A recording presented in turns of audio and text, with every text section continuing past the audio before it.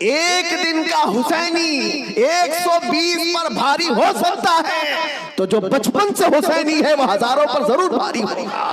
تو یزیدی خیمے کے لوگ کہتے ہیں جب قاسم بن حسن گھوڑے پر پہلو بدلتے تھے تو ایسا لگتا تھا کہ بجلی چمک رہی تھی۔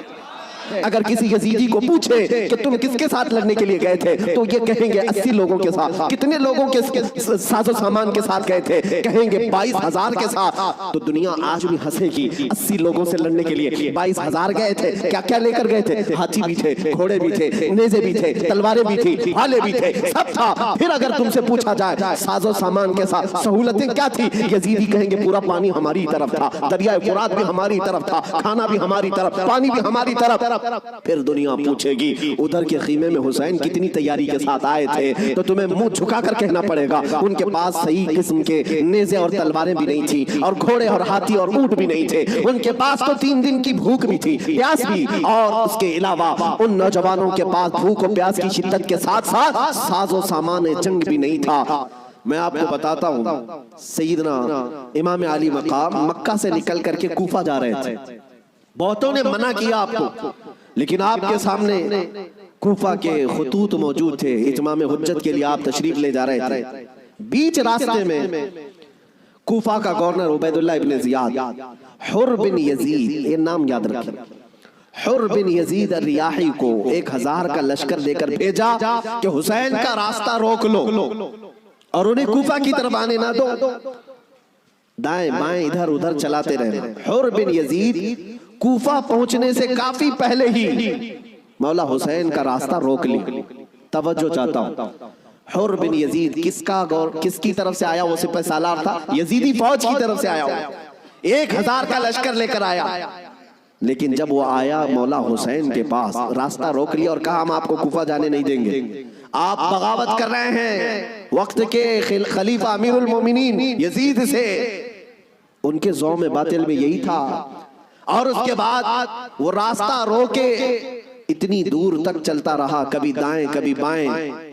امام حسین ایک جگہ پر جب پڑاؤ کرتے ہیں، ظہر کا وقت ہے، اذان ہوئی، نماز کے لیے جماعت قائم ہو رہی ہے، امام حسین نے اس حر بن یزید سے پوچھا جو 1000 لشکر کا سپہ سالار تھا، کہا ہم نماز پڑھنے جا رہے ہیں، ہم اپنی نماز پڑھ لیں، کیا تمہاری جماعت الگ ہوگی، ہماری جماعت الگ ہوگی؟ حر بن یزید نے کہا نہیں، امام آپ ہی ہوں گے، ہم مقتدی ہوں گے، اقتداء ہم کریں گے۔ امام حسین مصلی پر ہیں، راستہ روکنے کے لیے جو آیا ہے یزید کا سپہ سالار، وہ اقتداء کر رہا ہے، 1000 لشکریوں کے ساتھ اقتداء کر رہا ہے، ظہر میں بھی، عصر میں بھی، مغرب میں بھی، عشاء میں بھی، کنٹینیو جو نمازیں ہوتی ہیں نماز امام حسین ہی پڑھاتے ہیں، اور راستہ روکنے کے لیے آیا ہوا یزید کا سپہ سالار اقتداء کر رہا ہے۔ میں علماء سے کہتا ہوں میرے عزیزوں، بڑا عظیم نکتہ ہے، اگر حسین کے سچے وفادار ہو تو آج بھی ہزاروں یزیدی تمہاری بھی اقتداء کرنے کو تیار ہیں، کرتے ہیں، مجبور ہیں۔ اگر سچے حسینی بن جاؤ تو اقتداء تو ہوگی، لیکن جو بات مجھے عرض کرنی ہے وہ یہ، راستہ روکا اور اس کے بعد پھر پیغام آیا کہ امام حسین کو کوفہ کی طرف آنے مت دینا، کسی اور راستے کی طرف لے جاؤ، کسی اور راستے کی طرف وہ زبردستی لے گیا۔ پھر وہ میدان آیا جس کو کربلا کہا جاتا ہے، امام حسین وہاں اتر گئے، اور ایسی جگہ پر آپ کو اتارا گیا جہاں پانی نہ ملے، دریا کے اوپر سارے یزیدی فوج کا قبضہ۔ اب سنیے، محرم کا مہینہ ہے، 7ویں آ گئی، 8ویں آ گئی، اس کے بعد یہ صلح مصالحت کی بھی باتیں چلتی رہی۔ امام حسین نے پیغام بھیجا تھا عبید اللہ ابن زیاد کو، 3 آپشن دیے تھے، کوئی قبول کر لو، لیکن وہ ظالم آپ کے خون کے در پہ تھے، مانے نہیں، 4000 کا لشکر دے کر بھیجا۔ پھر اس کے بعد تقریباً 15000 کا لشکر دے کر بھیجے، 15000 یا 16000 کا لشکر دے کر دوبارہ بھیجا۔ اب یہ 9ویں محرم آئی ہے، توجہ چاہتا ہوں، 22000 کا لشکر۔ امام حسین نے خطبہ دیا کہ میں تمہارے پاس جنگ کرنے کی نیت سے نہیں آیا، تم میری عظمت نہیں جانتے، میں فاطمہ زہرا کا بیٹا ہوں، حیدر کرار کا نور نظر ہوں، رسول اللہ کا نواسا ہوں، میرے خون سے اپنے ہاتھ رنگین نہ کرو، ان پر کوئی بات اثر نہ کرے۔ اس کے بعد حر بن یزید جو 1000 کا لشکر لے کر سب سے پہلے راستہ روکنے آیا تھا، وہ یزیدیوں کے پاس آیا اور کہا ان کی ایک بات تو مان لو، وہ جنگ کرنے نہیں آئے، اگر وہ صلح چاہتے ہیں تو ختم کر دیتے معاملہ، لیکن یزیدی فوج کے جو بڑے سپہ سالار تھے عمرو بن سعد یا شمر، ان لوگوں نے کہا اے حر، تجھے مصالحت کرنے کے لیے نہیں بھیجا گیا ہے، تجھے فوجی بنا کر بھیجا گیا ہے، لڑنا ہے تو ہمارے ساتھ لڑو ورنہ یہاں سے دفع ہو جاؤ۔ جب یزیدی فوج کے بڑے سپہ سالاروں نے حر بن یزید کی بات نہیں مانی تو سنو، پورے مجمع میں وہی حر جو یزید کا سپہ سالار تھا اعلان کرتا ہے تمہاری سپہ سالاری تمہیں مبارک ہو، میں حسین کے خیمے میں جاتا ہوں۔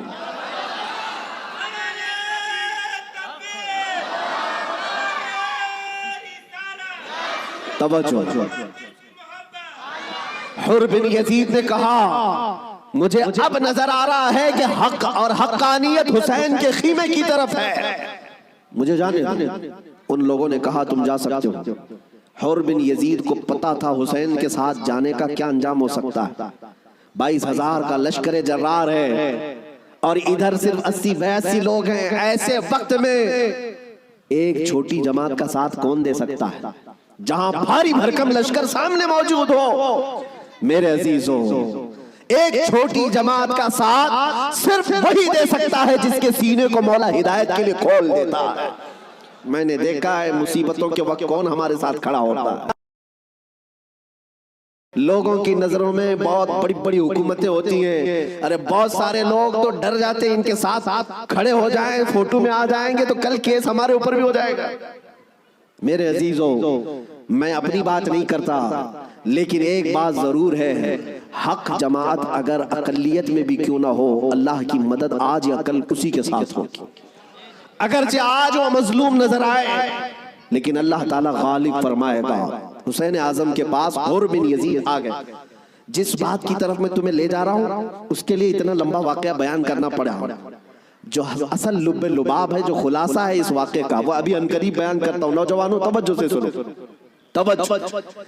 حسین ابن علی رضی اللہ تعالیٰ عنہ کے پاس آ گیا حر بن یزید، قدموں میں گرا، کہا مولا مجھے معاف فرما لے، میں نے راستہ روکا آپ کا، میں آپ کو مجبور کیا اس میدان میں آنے کے لیے، لیکن میں آپ کے ساتھ اب اس وقت تک رہوں گا جب تک میری آخری سانس نہ آ جائے، میں آپ کی حمایت میں لڑوں گا۔ امام حسین نے اس سے کہا حر کہ میں نے تجھے معاف کر دیا، لیکن جا تو اپنے بیوی بچوں کے ساتھ، میری اس چھوٹی جماعت کے ساتھ رہے گا تو جان کا خطرہ ہے۔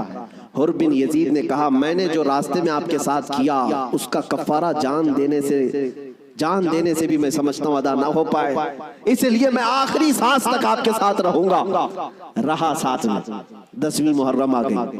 اب جو بیان کرنا ہے توجہ سے، جانتے ہیں صبح نکارہ بجا، طبل بجے، ادھر جنگ کی ابتدا ہوئی۔ یزیدیوں کی طرف سے عمرو بن سعد نے پہلا تیر چلایا اور اعلان کیا کہ ہم حسین ابن علی کے ساتھ جنگ شروع کر چکے ہیں۔ جنگ جب شروع ہو گئی، امام حسین رضی اللہ تعالیٰ عنہ کے اہل بیت کو کسی نے اترنے نہیں دیا، جو آپ کے ساتھی تھے، جو آپ کے ساتھ آئے ہوئے تھے، جو اہل بیت سے نہیں تھے۔ 5 صحابی رسول بھی ہیں مولا حسین کے ساتھ، صحابی رسول بھی تھے، وہ جب تک ساتھی رہے خاندان حسین سے ایک کو بھی میدان میں آنے نہیں دیا۔ اور جانتے ہیں اس میدان کربلا میں پہلے اترنے والا کون تھا؟ وہی حر بن یزید، اور کس کی جانب سے؟ امام حسین کی طرف سے۔ ایک بات مولا قدیر و جبار کی تمہیں سمجھنا پڑے گا، اگر وہ ہدایت دینے پر آئے تو کفر کی طاغوتی طاقتوں میں سے بھی کسی کو ہدایت دے کر کے اس کو پاسبان اسلام بنا سکتا ہے، اور کبھی گمراہ کرنے پر آئے تو کعبہ کے قریب رہ کر کے بھی کوئی گمراہ ہو سکتا ہے۔ ہاں، یہ بات سمجھ کر کے چلو، جب مولا تعالیٰ ہدایت دیتا ہے، ہم نے یہاں پر بھی دیکھا ہے کہ بابری مسجد کو شہید کرنے والے آتنکی بہت سارے تھے، لیکن ہم نے برسوں بعد ایک شخص کا نام سنا تھا کہ وہ دائرہ اسلام میں آیا اور نمازی بھی بنا، پابند بھی بنا، داڑھی بھی رکھا، بلکہ تبلیغ اسلام بھی کرتا رہا، تبلیغ اسلام بھی کرتا رہا۔ اور وہ یہ کہتا رہا ایک زمانہ وہ تھا جب میں ہتھوڑا لے کر کے گنبد کو توڑ رہا تھا، لیکن آج ایک زمانہ یہ ہے کہ میری پیشانی ہر جگہ سجدہ الہی کے لیے جھک جایا کرتی۔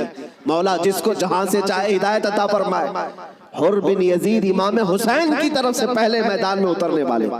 اب میں آتا ہوں اسی بات پر جس کے لیے میں اتنا لمبا واقعہ آپ کو سنایا۔ مقابلہ دو بدو تھا، ایک کے بعد دیگرے مقابلہ تھا۔ حر بن یزید جب گھوڑے پر سوار ہو کر مقابلے کے لیے آیا تو یزیدیوں کی طرف سے پہلوان آتے رہے، سپاہی آتے رہے، مقابلہ کرتے رہے۔ یہ تنہا حر بن یزید کا مقابلہ صبح سے لے کر کے دوپہر تک چلتا رہا۔ باقی بہت سارے مقابلے ہوئے، تھوڑی تھوڑی دیر کے بعد سب جام شہادت نوش کرتے رہے، یہ زوال کے بعد، لیکن حر بن یزید کا مقابلہ صبح سے چلتا رہا۔ اور میں نے جب تاریخ میں یہ بات پڑھی تو مجھے حیرت ہوئی کہ تنہا حر بن یزید اکیلے گھوڑے پر آیا اور یزیدیوں سے ایک کے بعد دیگرے لڑتا رہا۔ گھنٹوں کے مقابلے کے بعد جن لوگوں کو حر بن یزید نے مارا تھا ان کی لاشیں گنی گئی تو 120 لاشیں پڑی ہوئی تھی۔ یہی بات مجھے کرنا ہے، یہی بات مجھے کرنا ہے۔ تنہا ایک حسینی 120 کو مار گرا سکتا ہے کربلا کے میدان میں۔ تم صرف یہ سنتے ہو کہ حسین اعظم کے بچے شہید ہو گئے ہیں، لیکن حسینیوں نے جن کو کاٹا ہے وہ کیوں نہیں سنتے؟ وہ کم نہیں تھے، بہتوں کو فنا فی النار کیا۔ اب جو بات کہنی ہے وہ یہ ہے، حر بن یزید خاندان حسین سے نہیں ہے، اہل بیت سے نہیں ہے، انصار میں سے بھی نہیں ہے جو ساتھی وہاں سے آئے تھے، بلکہ ایک دن پہلے توبہ کر کے حسینی بنا تو دوسرے دن کی طاقت کا حال یہ ہے۔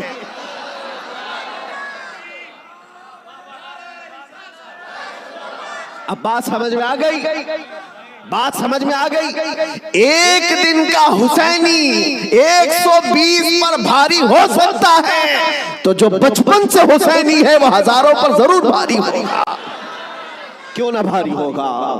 اعلیٰ حضرت فاضل بریلوی رضی اللہ تعالیٰ عنہ نسبت قادریت پر فخر کرتے ہوئے کہتے ہیں، کیا دبے جس پہ حمایت کا ہو پنجہ تیرا، شیر کو خطرے میں لاتا نہیں کتا تیرا۔ عزیزان گرامی، نسبت قادریت پر جب اتنا فخر ہے تو نسبت حسینی پر کتنا فخر ہو۔ مولا حسین کی نسبت نے اچھے اچھوں کو جوان کر دیا، اور ان کے سگے بھتیجے امام قاسم نے، جانتے ہو عمر کیا تھی امام قاسم کی؟ یہاں بیٹھے ہوئے اکثر لوگ عمر میں بڑے ہوں گے بہت سارے، 19 سال کی جوانی تھی، 19 سال کی جوانی۔ تاریخ نگاروں نے لکھا ہے امام قاسم جب گھوڑے پر بیٹھ کر کے آئے تھے تو یزیدی خیمے میں ایسی کھلبلی مچی، لوگ یہ کہتے تھے کہ قاسم بن حسن، امام حسن کے بڑے بیٹے امام قاسم، میں نے یہ بھی روایت پڑھی، امام قاسم جب گھوڑے پر صرف پہلو بدلتے تھے، پہلو بدلنے، گھوڑے پر ادھر سے ادھر اس طرح پہلو بدلنا، تو یزیدی خیمے کے لوگ کہتے ہیں جب قاسم بن حسن گھوڑے پر پہلو بدلتے تھے تو ایسا لگتا تھا کہ بجلی چمک رہی ہے، بجلی چمک رہی ہے۔ یہ خوف سینوں میں ہزاروں کے ہونے کے باوجود کس نے طاری کیا؟ میرے عزیزو، وہ رب ذوالجلال ہے، غالب حکمت والا، جس نے قرآن میں فرمایا وَلَا تَهِنُوا وَلَا تَحْزَنُوا وَأَنْتُمُ الْأَعْلَوْا إِن كُنتُم مُؤْمِنِينَ، تم گھبراؤ مت، پریشان مت ہو، مولا فرماتا ہے تم ہی غالب رہو گے اگر تم سچے ایمان والے ہو، اگر تم میرے مصطفیٰ کریم صلی اللہ علیہ وسلم کے سچے غلام ہو۔ لوگ تو صرف کربلا کے میدان میں یہ دیکھتے ہیں کہ امام حسین کی شہادت ہو گئی، علی اصغر کی شہادت ہو گئی، علی اکبر کی شہادت ہو گئی، عباس علمبردار کی شہادت ہو گئی، یہ شہادتیں اپنی جگہ پر، لیکن اگر کمپیریزن میں میں اگر بتاؤں کس نے کتنوں کو مارا تھا، کس نے کتنوں کو زخمی کیا تھا، تو پھر تمہیں پتہ چلے گا کہ وہ کٹ کر کے بھی فتح یاب تھے، وہ شہید ہو کر کے بھی فتح یاب تھے، اس لیے کہ یزیدیوں کے پاس بولنے کے لیے منہ نہیں ہے۔ اگر کسی یزیدی کو پوچھے کہ تم کس کے ساتھ لڑنے کے لیے گئے تھے تو یہ کہیں گے 80 لوگوں کے ساتھ، کتنے لوگوں کے ساز و سامان کے ساتھ گئے تھے، کہیں گے 22,000 کے ساتھ، تو دنیا آج بھی ہنسے گی، 80 لوگوں سے لڑنے کے لیے 22,000 گئے تھے، کیا کیا لے کر گئے تھے؟ ہاتھی بھی تھے، گھوڑے بھی تھے، نیزے بھی تھے، تلواریں بھی تھی، بھالے بھی تھے، سب تھا۔ پھر اگر تم سے پوچھا جائے ساز و سامان کے ساتھ سہولتیں کیا تھی، یزیدی کہیں گے پورا پانی ہماری طرف تھا، دریائے فرات بھی ہماری طرف تھا، کھانا بھی ہماری طرف، پانی بھی ہماری طرف۔ پھر دنیا پوچھے گی ادھر کے خیمے میں حسین کتنی تیاری کے ساتھ آئے تھے، تو تمہیں منہ جھکا کر کہنا پڑے گا ان کے پاس صحیح قسم کے نیزے اور تلواریں بھی نہیں تھی، اور گھوڑے اور ہاتھی اور اونٹ بھی نہیں تھے، ان کے پاس تو 3 دن کی بھوک بھی تھی، پیاس بھی، اور اس کے علاوہ ان نوجوانوں کے پاس بھوک و پیاس کی شدت کے ساتھ ساتھ ساز و سامان جنگ بھی نہیں تھا۔ تب دنیا آج بھی کہے گی بھلا اس کو جنگ کہتے ہیں، بھلا اس کو مقابلہ کہتے ہیں۔ وہ حسینی اگر تمہارے ساتھ مقابلہ نہ بھی کرتے تب तब भी क़यामत तक हुसैन की फतह का परचम लहरा रहा होता। लेकिन आज दुनिया ये देख करके भी कहती है, चलो तख्त और ताज के मालिक होने को अगर आज दुनिया ये कहती है, ताकत वाले फतहयाब हैं, हुकूमत वाले फतहयाब हैं, तख्त वाले फतहयाब हैं, तवज्जो से ये बात मैं आज जिम्मेदारी के साथ कह रहा हूँ, कल को अगर मुझे कोई फांसी पर चढ़ाए, कल को अगर मुझे कोई गोली मारे, तो ये बात मेरी याद रखना मेरे अजीजों, जालिमों की हुकूमत ज्यादा देर तक नहीं चलती। यजीद का तख्त भी था, ताज भी था, हुकूमत भी थी, फौजी भी थे, सिपाही भी थे, लेकिन आज जाओ उस यजीद के तख्त को ढूंढने के लिए, महल को ढूंढने के लिए। दिमश्क आज भी मौजूद है, मुल्क शाम आज भी मौजूद है। दिमश्क अगर जा करके लोगों से पूछोगे वो तख्त कहाँ है जहां से हुकूमत की जाती थी, यहां से बैठ करके करबला के रेगिस्तानों में खून बहाया जा रहा था, यजीद कहाँ है, तख्त कहाँ है? वहां दिमश्क के रहने वाले शायद तुम्हारा हाथ पकड़ करके ले जाएंगे ऐसी जगह पर जहां पूरे दिमश्क का कचरा फेंका जाता है, जहां पूरे दिमश्क की गंदगी डाली जाती है, और लोग कहेंगे यहीं पर यजीद को दफन किया गया था। तुम नाक पकड़ करके भाग आओगे, वहां पर खड़े न हो सकोगे जहां यजीद को दफन किया गया था। ताज भी नहीं, तख्त भी नहीं, फौज भी नहीं, और ज़ुर्रियत औलाद भी नहीं। और फिर आओ करबला के मैदान में, फिर आओ इराक की सरजमीन पर, यहाँ किसी से जाकर पूछना, सुना है 1400 साल पहले यहाँ एक जंग हुई थी, करबला का मैदान था, रसूल के नवासे खानदान अहले बैत के टुकड़े कर दिए गए थे, उन्हें जामे शहादत नोश करना पड़ा था। वो मैदान कहाँ है? मेरे अजीजों, करबला का कोई भी आदमी तुम्हारा हाथ पकड़ कर ले जाएगा और कहेगा, ए अजीज यहाँ वो मैदान नहीं है, यहाँ कोई वीरानगी और सहरा नहीं है, और तुम्हें ले जाते हैं, और ले जा करके ऐसी जगह खड़ा करेगा जहां से तुम्हारी नजर उठेगी तो सोने से कलई किया हुआ लहराता हुआ परचम हुसैन तुम्हें आज भी इस बात का ऐलान करेगा, शाह अस्त हुसैन, बादशाह अस्त हुसैन।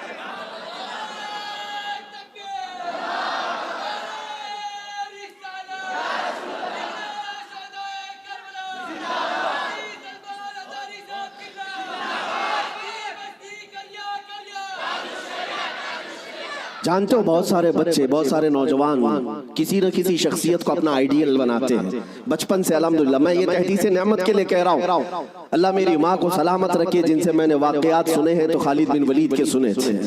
और हमारे आइडियल जो बुजुर्ग हैं उसमें मौला इमाम हुसैन है, हमने उनको आइडियल बनाया है, आप भी बना लो, इसलिए कि इन लोगों को जिसने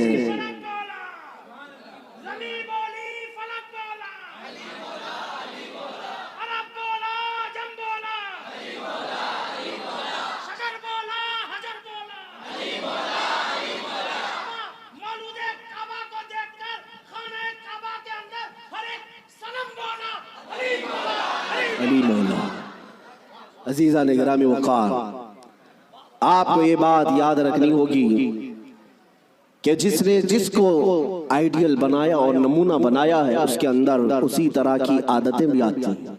इसीलिए मेरे आका सल्लल्लाहु अलैहि वसल्लम ने इरशाद फरमाया, अपनी सोहबतें ढूंढ करके बनाओ, दोस्त भी बनाओ या किसी के पीछे चलो तो पहले देख लो। ये आज मैं बच्चों से कहता हूँ, तुम ग्लैमर की दुनिया में जिन लोगों के पीछे भागते हो, समझते हो कि ये एक्टर स्टार है, इसके पीछे भागना एक फैशन है, भागते रहोगे ऐसे घड़े में गिर जाओगे जहां से निकलना ही मुश्किल है। हमने देखा है इन दुनियावी मक्कारों और अय्यारों के पीछे भागने वाले नौजवान कभी सुख से न रह सके, और इनकी हैसियत क्या है, फिल्मों में आकर के थिरक करके नाच करके मुजरे दिखा करके अगर लोग ये समझते हैं कि ये बहुत बड़े स्टार हैं, मेरे अजीजों जरा हुस्न बिखरने तो दो, बुढ़ापा आने तो दो, और जब फिर झुर्रियां पड़ जाएं, कमर टेढ़ी हो जाएं, तो फिर हम देखते हैं कितने फैन हैं तुम्हारे।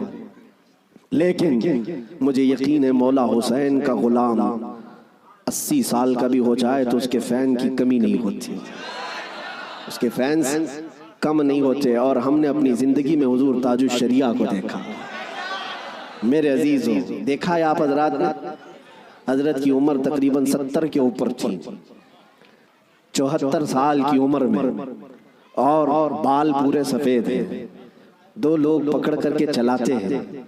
लेकिन हमने देखा है जिस तरफ से गुजर जाए लाखों सिर्फ एक झलक देखने के लिए बेकरार।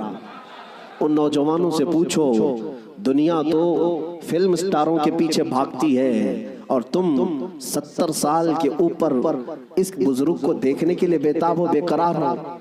اور حد تو یہ ہے میرے عزیزوں، نہ ان کے آنے کا کوئی پرچار، نہ سوشل میڈیا کا زمانہ، نہ فیس بک، واٹس ایپ اور انسٹاگرام میں ہے ان کے آنے کی جانے کی خبریں، نہ ان کے جلسوں کی خبریں. لیکن پھر بھی آپ نے دیکھا کہ پورا زمانہ ٹوٹ پڑتا تھا. وہ جب جہاں گئے، یہی کی بات نہیں ہے، میں حضرت کے ساتھ مصر میں بھی دیکھا، اور حج میں نے الحمدللہ پہلا حج حضرت کے ساتھ کیا. طواف کے بعد وہ سادے لباس میں اتر کر کے نیچے اپنی کار میں بیٹھنے کے لیے آ رہے ہیں، ویل چیئر پر ہے. لیکن ایسے لوگوں کو میں بھاگتے ہوئے دیکھا جو ہندوستانی بھی نہیں، پاکستانی بھی نہیں، بنگلہ دیشی بھی نہیں. ترکی کی عورتیں اور ترکی کے مرد آپ سے مصافحہ کرنے کے لیے، دیکھنے کے لیے بھاگتے ہوئے پیچھے تک آئے. میرے عزیزوں، ترکی میں جمال کم نہیں ہے، ترکی میں خوبصورتی کم نہیں. ہر آدمی گورا ہے، ہر آدمی خوبصورت ہے.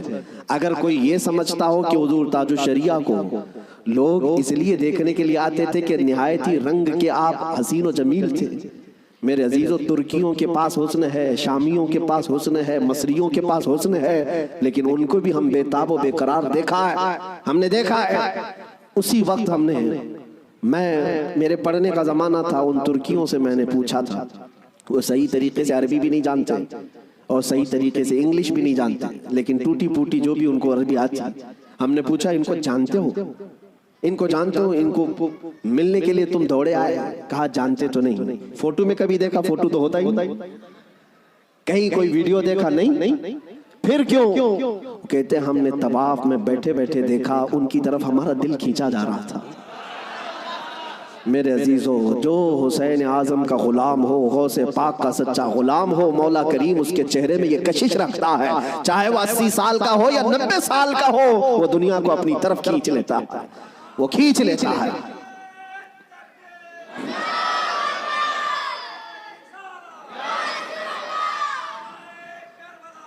اب آؤ میں آپ کو بات بتا دوں، مر جانا، کٹ جانا، یہ ہماری انتہا نہیں ہے. اگر کوئی یہ سمجھتا ہے کہ ہمیں پھانسی دے کر کے یہ ختم کر دے گا تو اس کی خام خیالی ہے. یہاں پر انگریزوں کا دور تھا، 100 سال تک یہ اتنا ظلم کرتے رہے. ہندوستان میں آج بھی وہ تاریخ رقم ہے، لیکن سب سے زیادہ انہوں نے اگر کسی پر ظلم کیا تو مسلمانوں پر ظلم کیا انگریزوں نے. اور ان کو بھی آپ میں بتاؤں، آج پھر وہ دور ہمیں نظر آ رہا ہے ظلم کا، کسی ایک خاص کمیونٹی کو ٹارگٹ کرنا. انگریز ڈرتے تھے کس سے جانتے ہیں؟ جن لوگوں سے وہ ڈرتے تھے وہ کالا پانی کی سزا دیتے تھے. انڈمان نکوبار، جزیرہ انڈمان کو بھیجتے تھے، لیکن جزیرہ انڈمان نکوبار میں جو جیل ہے جہاں بھیجتے تھے، وہاں سب سے زیادہ اگر کسی کو انہوں نے بھیجا ہے تو وہ علماء اہل سنت کو بھیجا ہے.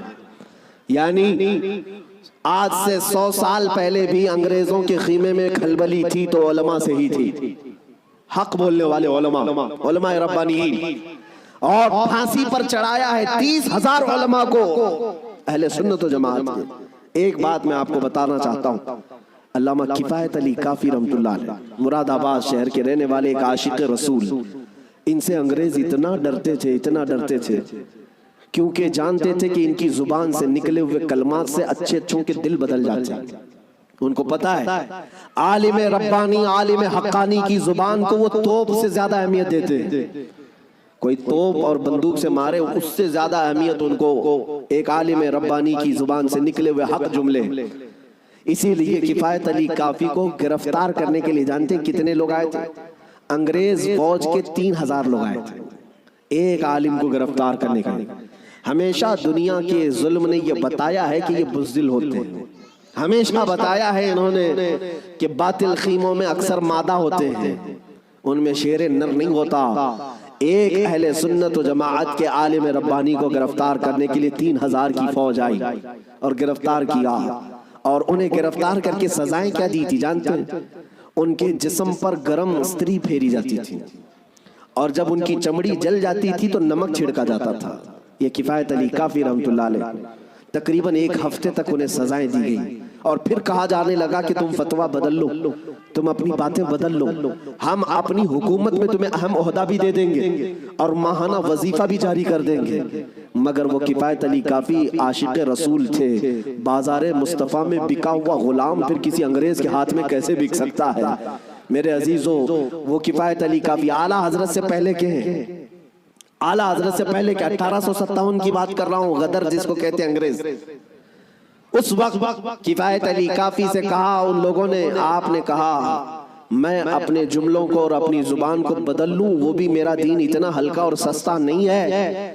میرے جسم کو ابھی تم نے صرف استری سے پھیرا ہے، اگر ٹکڑے بھی کر دو تو میں اپنے اسی عزم پر باقی رہوں گا، اس لیے کہ کربلا کی داستان ہم نے بھی پڑھی ہے۔